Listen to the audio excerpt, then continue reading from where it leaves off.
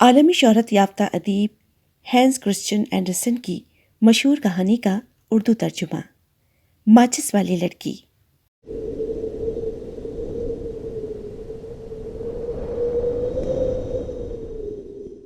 بلا کی سردی تھی، شام اندھیری ہونا شروع ہو گئی، بالآخر رات آ گئی، سال کی آخری رات۔ ایک چھوٹی سی غریب بچی ننگے سر ننگے پاؤں گلیوں میں پھر رہی تھی۔ جب وہ گھر سے نکلی تھی تو اس کے پاؤں میں اس کی اپنی نہیں بلکہ ماں کی چپل تھی، لیکن وہ کس کام کی؟ وہ تو اس کے ننھے ننھے پاؤں سے بہت بڑی تھی۔ صبح جب وہ سڑک پار کرنے لگی تو ایک تیز رفتار گھوڑا گاڑی سے بچنے کی کوشش میں چپل اس کے پاؤں سے نکل گئی۔ ایک تو گٹر میں گر گئی، دوسرا ایک لڑکا اس کا منہ چڑھاتا ہوا لے کر بھاگ گیا۔ جب سے بچی ننگے پاؤں پھر رہی تھی، پاؤں سردی کی شدت سے نیلے ہو رہے تھے۔ اس نے ایک پھٹا پرانا ایپرن باندھا ہوا تھا۔ ماچسوں کے کچھ پیکٹ اس نے ایپرن کی جھولی میں رکھے تھے۔ ایک پیکٹ گاہکوں کو متوجہ کرنے کے لیے اپنے دائیں ہاتھ میں پکڑا ہوا تھا، لیکن صبح سے اب تک اسے کوئی گاہک نہیں ملا تھا۔ اب تک اس نے ایک پھوٹی کوڑی بھی نہیں کمائی تھی۔ سردی سے کانپتی، بھوک سے لاغر، دکھ کی تصویر بنی یہ غریب معصوم سی بچی گلی گلی گاہکوں کی تلاش میں پھرتی رہی۔ گھروں سے لذیذ کھانوں کی خوشبو آ رہی تھی، اس کے منہ میں پانی آ رہا تھا۔ اس کی بھوک اور بھڑک اٹھی تھی۔ اب وہ جس گلی میں آئی تھی اس کے 2 مکانوں کے درمیان ایک چھوٹا سا تھڑا تھا۔ تھکن سے چور بچی سستانے وہاں بیٹھ گئی۔ اپنے یخ پاؤں کو اس نے ہاتھوں سے گرمانے کی کوشش کی، پھر اکڑو بیٹھ کر اپنی فراک سے انہیں کسی حد تک ڈھانپا، لیکن وہ ویسے ہی ٹھنڈے رہے۔ سردی شدید ہوتی جا رہی تھی، لیکن اس کی ہمت نہیں پڑ رہی تھی کہ وہ گھر واپس جائے۔ کیسے واپس جاتی؟ اس کی تو صبح سے ایک ماچس بھی نہیں بکی تھی۔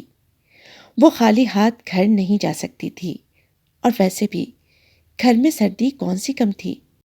ایک کمرے والے گھر کے دروازے پر ٹاٹ کا پردہ پڑا تھا، اور چھت میں ایک بڑا سا سوراخ جس کو بھوسے اور پرانے چیتڑوں سے بند کرنے کی کوشش کی گئی تھی، لیکن وہاں سے ہر وقت ٹھنڈی ہوا آتی رہتی۔ اب اس کے ہاتھ سردی سے بالکل سن ہو چکے تھے۔ وہ سوچ رہی تھی کاش اس وقت کہیں سے تھوڑی سی آگ مل جائے تو اس کے ہاتھ کچھ گرم ہو جائیں، لیکن آگ کیسے ملے؟ کہاں سے آئے؟ اس نے لالچ بھری نظروں سے ماچس کی ڈبیا کی طرف دیکھا۔ امید کی ہلکی سی کرن نظر آئی۔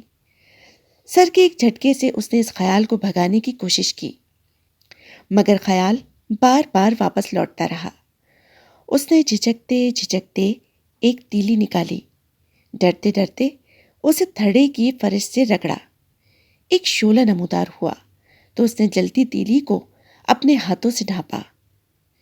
شعلے کی تپش کو محسوس کیا۔ شعلے کی چمک عجیب سی تھی۔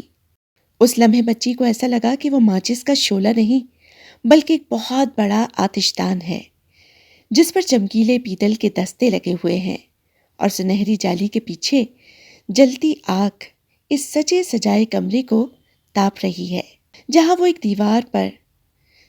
ایک دیوان پر موٹا سا گرم اونی گاؤن پہنے بیٹھی ہے۔ اچانک شعلہ لپک کر ایک دم بجھ گیا۔ آتش دان، گرم اونی گاؤن، دیوان سب اچانک غائب ہو گئے۔ تاریکی پھر سے چھا گئی۔ صرف بجھی ہوئی ماچس کی تیلی اس کے ہاتھ میں تھی۔ اس نے ایک اور تیلی جلا لی۔ تھڑے سے جڑی ہوئی دیوار کو شعلے کی روشنی نے چمکیلے موتیوں سے جڑی جھالر میں بدل دیا۔ اس کے پیچھے اسے صاف نظر آیا جیسے خوش و خرم خاندان کے لوگ دسترخوان کے گرد بیٹھے ہیں اور دسترخوان پر کھانے کی پلیٹیں لگی ہیں۔ کٹوروں میں انواع اقسام کے کھانے ہیں۔ ایک بڑا برتن گرم گرم سوپ سے بھرا ہوا ہے جس میں سے بھاپ نکل رہی ہے۔ ایک لڑکا سوپ کا پیالہ لے کر اس بچی کے پاس آیا، لیکن جیسے ہی اسے سوپ کا پیالہ لینے کے لیے ہاتھ بڑھائے، ماچس کی تیلی بجھ گئی اور پھر سے اندھیرا چھا گیا۔ اب اس کے سامنے صرف ٹھنڈی پتریلی دیوار تھی۔ بچی نے آنکھیں اوپر اٹھا کر آسمان کو دیکھا۔ ایک ستارہ ٹوٹ کر زمین کی طرف آ رہا تھا۔ بچی کی دادی واحد شخص تھی جس سے اس کو پیار ملا تھا۔ وہ اسے کہانیاں سناتی تھیں۔ دادی نے ایک کہانی سناتے ہوئے اسے بتایا تھا کہ جب آسمان سے چمکتا ہوا تارا ٹوٹ کر نیچے آتا ہے تو زمین سے کوئی روح آسمان کی طرف پرواز کر جاتی ہے۔ معلوم نہیں یہ تارا کس کی موت کا پیغام لے کر میری طرف بڑھ رہا ہے۔ کوئی نہ کوئی ضرور مرنے والا ہے، خدا جانے کون۔ بچی نے ماچس کی ایک اور تیلی جلا لی، پھر سے روشنی ہوئی۔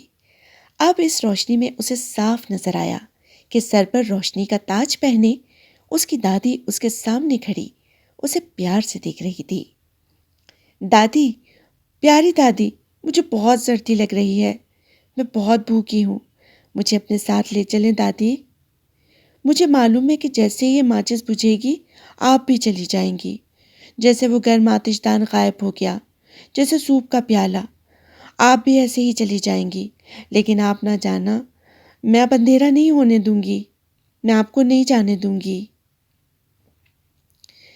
اس سے پہلے کہ وہ تیلی بجھ جاتی اس نے ایک اور تیلی جلا لی، پھر دوسری، پھر اس نے پورے ماچس کے بنڈل کو تیلی دکھا دی۔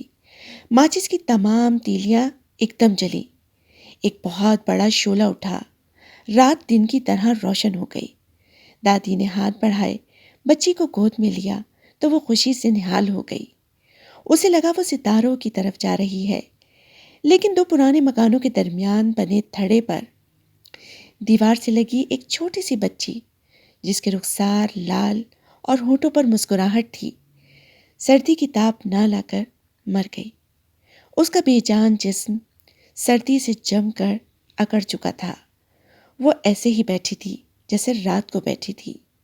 ایک طرف جلی ماچسوں کا ڈھیر تھا، دوسری طرف جھولی میں کچھ ماچسوں کی ٹپیاں،